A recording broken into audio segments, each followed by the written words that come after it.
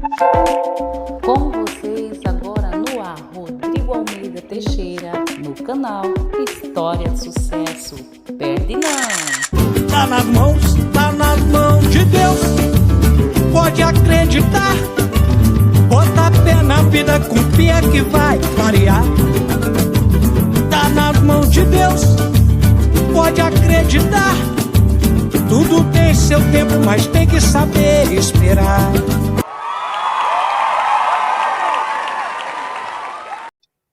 Alô, pessoal! Bom final de domingo para todo mundo. São 18 horas e alguns minutos. Estamos aqui com a escritora Cleti, indicada aí pela Gal Perdigão. E ela veio aqui hoje no nosso programa, né, contar a sua história para nós. Antes de falar boa noite para a Cleti, eu quero pedir que você se inscreva no nosso canal, que você compartilhe esse vídeo, que você compartilhe todos os outros que tem aqui no canal, né? Boa noite, minha amiga Cleti, seja muito bem-vinda a esse programa. Boa noite, Rodrigo, boa noite a todos que estão nos ouvindo e boa noite a todos os pais, né, que estão aí também nos assistindo. Parabéns para todos eles. Feliz Dia dos Pais aí para quem é papai e muitas felicidades. É verdade. Ô, Cleti, conta a tua história para nós, como é que tudo começou na escrita para você? Bom, eu sempre gostei muito de leitura. Eu acho que os primeiros passos começaram por aí. E meu pai foi o meu grande incentivador. Ele era um artista plástico e era um autodidata, e toda a obra dele, ele incentiva bastante, né? Ele foi feita em cima do incentivo e a leitura e combatendo o analfabetismo. É visível isso em quase todas as peças que ele criou. Ele ressaltava muito isso. E comecei a escrever muito cedo, mas somente depois de adulta, depois que estava fazendo a faculdade de filosofia, é que eu enveredei mesmo pela literatura. Ah, sim. E aí fui fazer o primeiro livro e estou agora no quarto livro, que é um livro, que é uma biografia sobre a vida de meu pai. Uhum. Mas antes de a gente chegar no quarto livro, eu queria que você desse uma pincelada, assim, como é que foram os 3 primeiros, como que nasceu cada um, por favor. Bom, o primeiro livro, eu digo sempre que o filósofo tem a grande pretensão de transformar o mundo, não é? Ele tem aquele olhar observador, e comigo não foi diferente. Durante o curso de filosofia, foi nascendo em mim uma grande vontade de escrever. E fui fazendo os pequenos textos e lia para algumas amigas, e elas iam gostando, sem pretensão nenhuma de virar um livro. E aí uma grande amiga minha, colega também do curso de filosofia, me disse: estou gostando muito desses textos, esses textos precisam virar livro. E aí disse a um professor meu, ele aí me incentivou bastante, eu mandei os livros, os textos para ele, os manuscritos, né, de tudo que até então, eu acho que totalizava mais ou menos os 43 textos. E aí ele me devolveu a pasta dizendo, pode publicar todos. E assim nasceu o primeiro livro, Deus Próximo. Foi no ano de 1975, foi o primeiro livro. Nesse livro, eu falo sobre a minha experiência, da forma que eu conheci Deus, tentando, né, ir de encontro a tudo que me ensinavam, que era aquele Deus distante, aquele Deus que vivia lá no espaço, né, sideral. E esse livro eu falo de um Deus muito próximo que eu fui conhecendo ao longo da minha vida, no meu próprio cotidiano. E o livro eu escrevo sobre essas coisas, justamente a importância que tem da gente priorizar Deus em todas as coisas e ir cultivando a cada dia a nossa fé, por menor que ela seja. Certo. E o segundo? O segundo livro, o primeiro livro eu vendi facilmente, então isso também serviu de muito incentivo para eu começar a fazer o segundo livro.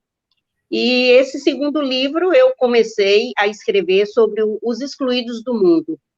É um livro que chama, eu coloquei o título, Ser Peregrino, e esse livro eu conto histórias reais de pessoas que passaram, né, ia passando pelo o meu cotidiano, e eram histórias interessantes, principalmente de pessoas que moravam na rua, tinham perdido emprego, estavam à margem da sociedade, e tem 43 histórias, não é? E esse livro também saiu com muita facilidade, e eu escrevo também sobre o que é que você veio fazer no mundo, né? De que forma você pode descobrir para que você vive aqui, né? Qual o propósito da sua vida. E aí tem essas histórias registradas, e em cada história eu coloco alguma mensagem de otimismo. Eu sou muito otimista. E esse livro também vendeu com muita facilidade, e assim nasceu o terceiro livro, o Preste Atenção à Vida. Esse Preste Atenção à Vida... Por que esse título, Preste Atenção à Vida? Preste Atenção à Vida, eu vou começar a dizer agora. Eu Sim. fui servidora do Tribunal de Justiça durante 26 anos, e lá eu coordenei um projeto que eu fazia palestra para os casais que iam se separar. E, ao longo do tempo, eu fui percebendo que a grande maioria de nós não é feliz porque não presta atenção aos próprios sinais que a vida dá. E fui escrevendo essas crônicas, não é? Todo o livro nasceu baseado nesse projeto, porque lá eu tinha a grande oportunidade de lidar com muitas pessoas diariamente, e são histórias reais também que eu escrevo, e esse livro também já está na 4ª edição. O primeiro está na 3ª, o segundo está na 4ª, e esse aqui, eu estou terminando de vender a 4ª edição. Uhum. E aí nasce o 4º livro, que foi sobre a vida de meu pai. E como é que foi a inspiração da senhora fazer esse livro a biografia do seu pai? Como é que foi que você pensou assim, eu vou fazer um livro em homenagem ao meu pai? Olha, meu pai, ele era um escritor, como eu já falei, que ele me incentivou bastante. Ele era um artista plástico. Ele morreu no ano de 1990, mas deixou na cidade de Rio de Contas, que é na Chapada, a 630 quilômetros, mais ou menos, daqui, da capital, né, de Salvador. E essa cidade é uma cidade muito pequena, mas é uma cidade muito culta, é uma cidade que já teve uma ascendência muito grande na época dos bandeirantes, né, na época do ouro, e o ouro partiu, mas deixou uma herança cultural muito forte. E no ano de 1960, ele chefiava o IBGE, então ele parte da cidade que eu nasci, que é Barra da Estiva, e vai morar em Rio de Contas. Lá chegando, ele encontra, né, um terreno muito fértil em Rio de Contas. Ele foi muito bem acolhido, eu, minha mãe e a minha irmã, que nasceu primeiro, né, como ela sempre diz, ela não diz que ela é a mais velha, Zonita, ela diz que ela nasceu primeiro. E aí, depois disso, nasceram mais minhas 2 irmãs, uma em 66 e outra em 68. E aí, nós passamos lá, meu pai viveu durante 40 anos em Rio de Contas, e lá ele criou um grupo de teatro, ele tinha uma vida muito ativa, ele escrevia e dirigia suas próprias peças, ele criou a primeira escola de datilografia, ele criou o primeiro time de futebol, tanto que o estádio tem o nome dele, Zofi Brasil, e eu achava sempre muito interessante, né, porque ele gostava de fazer essas artes, e ao longo do tempo ele foi criando essas artes com tudo que era para jogar fora, ele reciclava tudo, e deixou um acervo enorme com 200 e poucas peças. E esse museu, eu e minhas irmãs conseguimos construir a sede própria, e vale aqui ressaltar que minha mãe também, já falecida, contribuiu muito para que essas obras fossem preservadas, e elas viviam desfilando em casas, né, de aluguel, até que esse ano nós conseguimos realizar esse grande sonho. No dia 18 de junho desse ano, inauguramos a sede própria do museu lá na cidade de Rio de Contas, e que está aberto à visitação. E aí eu conto todas essas coisas no livro, não é? E o livro eu conto desde os anos 60, quando ele chegou em Rio de Contas, até o ano de 1990, que foi o ano do seu falecimento. Uhum. E são em formato de poesia ou você faz em prosa mesmo, em histórias? Como que é o Não, formato? são crônicas, eu escrevo crônicas, não é poesia. E eu gosto muito também dos versos de cordel. Eu tenho algumas coisas escritas, mas não publicadas. Eu não publiquei.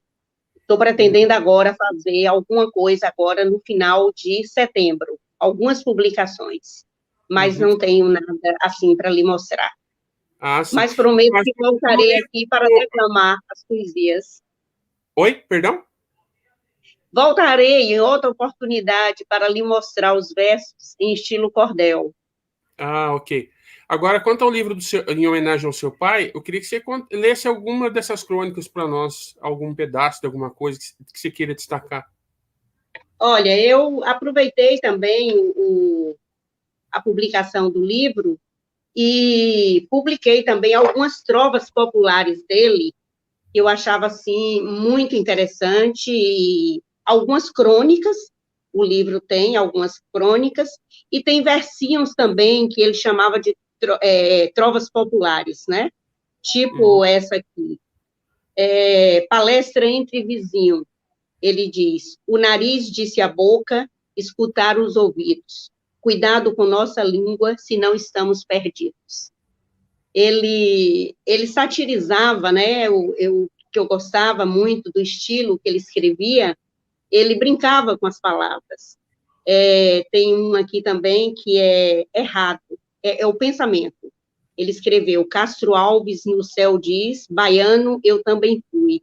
Bahia, mãe do Brasil, a terra santa de Rui. E aí ele vai, né, escrevendo várias coisas. Escreveu também um versinho aqui sobre o fumante convencido: o meu cigarro aceso solta fumaça para o céu, é meu dinheiro queimando, subindo de del em del. Então, ele ia, assim, brincando realmente, né, com as palavras.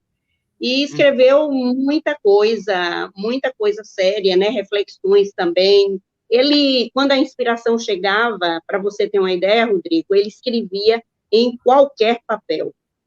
Tem, inclusive, um capítulo no livro dele que eu falo sobre isso. Parecia que ele tinha uma pressa enorme de não deixar que a inspiração fosse embora, né? Com a mesma velocidade que ela tinha chegado. Então, ele escreveu coisas, ele tem um acervo enorme, e não foi possível publicar tudo em um livro só, e pretendemos fazer outras edições do livro, para que ele, mesmo não estando vivo, mas tenha, né, a possibilidade A sua de... lembrança viva, né? Ele não estando vivo, mas tem a sua lembrança viva, né? Para pessoas Sua lembrarem. lembrança, perfeitamente, porque as publicações eternizam, né, o escritor, e é isso que nós queremos.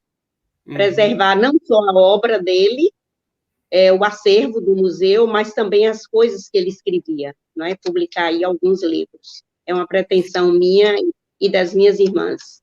As irmãs também são escritoras ou não? Não são escritoras. São artistas, mas não de literatura. Elas trabalham com arte, trabalham com restauração, mas não enveredaram pela escrita, não. Somente eu que errei isso aí. Ah, sim. Tem alguma coisa mais? Tem alguma parte do livro que mais tenha te marcado dos capítulos todos que você queira destacar para nós? Olha, eu quero destacar o seguinte: meu pai, ele ele era uma pessoa muito humana. Ele escrevia muito sobre essa coisa de cuidar do outro, de ter... ele dizia sempre que a pessoa tinha que ser respeitada acima de qualquer coisa, não é? E acima de qualquer profissão, acima de qualquer formação cultural que tivesse tido. Então, uma das partes que eu mais gosto é que, em cada capítulo, eu tentei passar isso dele, porque era uma forma que ele expressava muito. Ele tinha um poder muito forte de se comunicar com as pessoas, e ele não fazia distinção de classe nenhuma. Uma das coisas que eu mais admirava é que ele recebia o visitante, o mais ilustre ou menos ilustre, né? A pessoa mais simples, ele dava aquele tratamento, ele enxergava todos como um visitante do museu. E ele sempre dizia isso, né? Ressaltando o valor que o ser humano possui. Eu destacaria aqui a mensagem final do livro, que eu acho que fala um pouco sobre ele. Eu digo assim: enquanto Zofi permanecer vivo em nossa memória afetiva, na forma como produzia as suas artes, na lembrança dos seus ensinamentos, nas suas lições de solidariedade e de amor ao próximo, na lembrança da irreverência das suas brincadeiras e piadas, novas edições deste livro surgirão, para nunca esquecermos o quanto ele nos ensinou, despertando em nós a necessidade de cuidar do outro, com suas lições de solidariedade, mostrando-nos o quanto é o verdadeiro compartilhar, e finalmente no seu dormir e não mais acordar entre nós. Ele morreu dormindo, lembrando-nos o quanto a vida é efêmera e tênue, fugaz e tão veloz, que a gente sofre demais com tantas preocupações insignificantes. O importante mesmo é procurar viver em paz, pois em um segundo tudo se desfaz.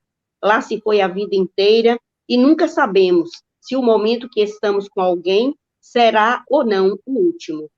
Cultivar o amor nos faz lembrar que somos todos inquilinos do mundo, podendo deixar o imóvel para partirmos a qualquer momento.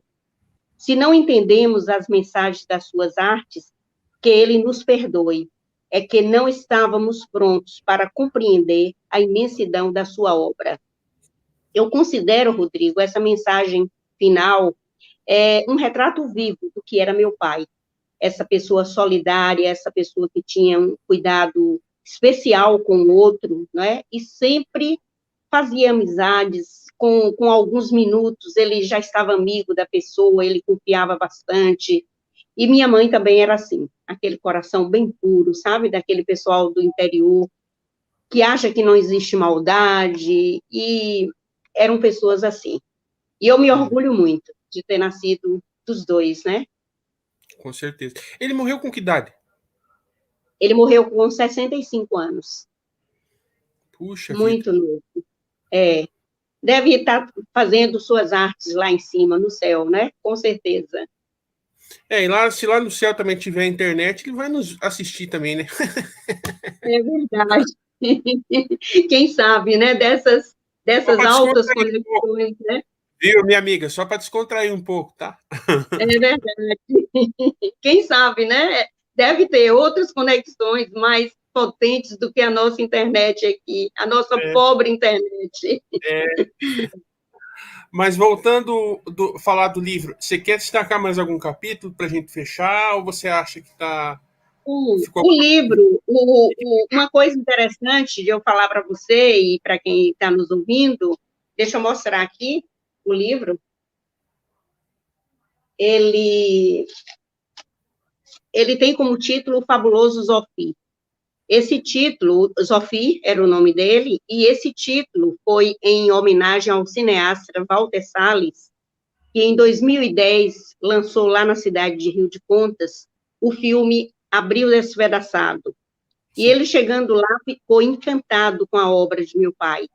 E aí, chegando de volta, né, quando terminou todas as filmagens, ele retornando a São Paulo, ele escrevia na Folha de São Paulo, ele escreveu uma folha do jornal dedicada ao meu pai e chamou O Fabuloso Zofi. E aí decidimos colocar esse título, não é? Para a obra dele, para o livro que descreve, né, a biografia dele, e essa imagem que tem aqui é uma pedra em formato de uma nega, que ele descobriu e chamou 2 amigos para pintarem, isso há mais de 40 anos, na rodovia que liga a cidade de Livramento a Rio de Contas. São cidades próximas, separadas apenas por uma serra, né? Com muitas curvas, e numa dessas curvas ele descobriu essa pedra e colocou o nome Escrava da Natureza, mas de tanto falarem a nega do Zofi, ficou justamente a nega do Zofi, e hoje funciona como um cartão postal da cidade, né, de Rio de Contas. Ela identifica muito a cidade. Nessa serra também tem uma outra pedra que ele pintou uma casa e colocou uma placa, pode entrar, o lar petrificado. Então, fizemos aqui a contracapa do livro. Estou tentando mostrar aqui para que quem está nos assistindo possa ver. E esse monstro encantado, que é também em formato de pedra, e ele pintou como se fosse um jacaré. E aí fica muito interessante quando os faróis, né, dos carros que passam à noite reflete justamente. São essas 3 obras que ele tem nessa serra que liga a cidade de Livramento para Rio de Contas e que nós transformamos em capa do livro, O Fabuloso Zofi. O livro tem PDF? Ou você pretende fazê-lo em áudio? Não, Rodrigo, vamos transformar ainda. Estamos apenas vendendo o livro, né, porque toda a renda do livro está sendo voltada para a conservação da obra dele e a manutenção do museu em Rio de Contas. Ah, ok. Maravilha. Olha só, eu quero te agradecer muito. Se você não tem assim mais nada para colocar para nós, não sei, daí eu quero te agradecer e pedir para você indicar a próxima pessoa daí. Pode ser? Olha, eu não consegui manter contato com o músico que eu te falei, mas eu prometo, assim que eu conseguir o telefone dele, eu passo para você, porque eu acho que vai ser excelente você entrevistá-lo. É um riocontense também, e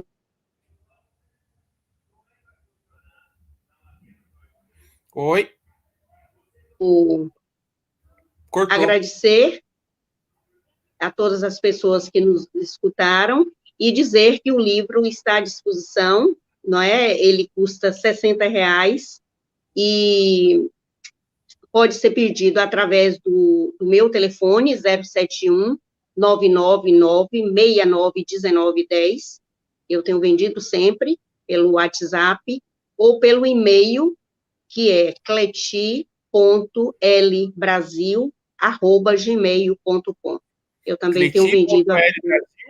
cleti.lbrasil@gmail.com, é isso? L de Lima, cleti.lbrasil@gmail.com. E Instagram, essas coisas, você tem? Instagram também, Cleti Brasil. Pode entrar, sim. E tem tanto no Instagram quanto no Facebook, tá assim? Cleti Brasil? Não, no Facebook eu não coloquei ainda, mas eu tenho um projeto do trânsito, né, que não deu tempo a gente falar, Cleti Brasil, cuidar de gente no trânsito. E aí também eu tenho recebido alguns pedidos através desse Instagram.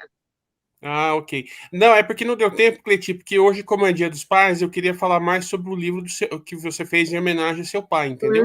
Perfeitamente. E lhe agradeço demais esse espaço, Rodrigo, que você criou, e espero voltar mais algumas vezes para a gente falar sobre outros temas. Claro, na tua outra volta eu quero falar sobre o cordel, quero falar sobre esse outro projeto seu também, né? E lhe agradeço. O Cuidar de Gente no Trânsito. E lhe agradeço mais uma vez a gentileza de ter topado participar aqui conosco, viu? Muito obrigada a você, viu? E a todos os que nos assistiram. Boa noite.